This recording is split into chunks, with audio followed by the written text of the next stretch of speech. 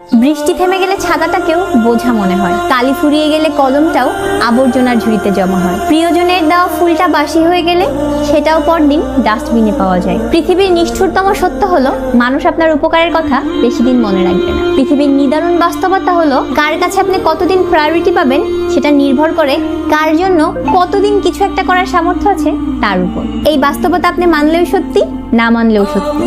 আজ সকালে যেই পত্রিকার দাম 10 টাকা, একদিন পরে সেই একই পত্রিকার 1 কেজির দাম 10 টাকা। বছরের শুরুতে হাজার হাজার টাকা খরচ করে একাডেমিক লাইফের যে বইগুলো আপনি আগ্রহ নিয়ে কিনেন, বছর শেষে সেই একই বইগুলো কেজি মাপে বিক্রি করে দেন।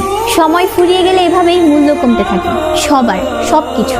আমরা আপাদমস্তক একটা স্বার্থপর প্রাণী। আমরা ভিক্ষুককে 2 টাকা ভিক্ষা দেওয়ার আগে চিন্তা করি কতটুকু পূর্ণ অর্জন হবে। বিনা স্বার্থে মানুষ ভিক্ষুককে ভিক্ষাও দেয় না। এত কিছুর পরেও চলুন একটু হেসে কথা বলি। হেসে কথা বলি, রাগটাকে কমান, অহংকারটাকে কবর দিই।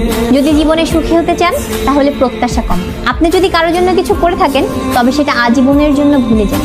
আবার কেউ যদি আপনার জন্য খুব সামান্য কিছু করে থাকে তবে সেটা আজীবন মনে রাখ, কারণ এটা আপনাকে বিনয়ী, কৃতজ্ঞতা সম্পন্ন একজন ভালো মানুষ হিসেবে বাঁচিয়ে রাখবে।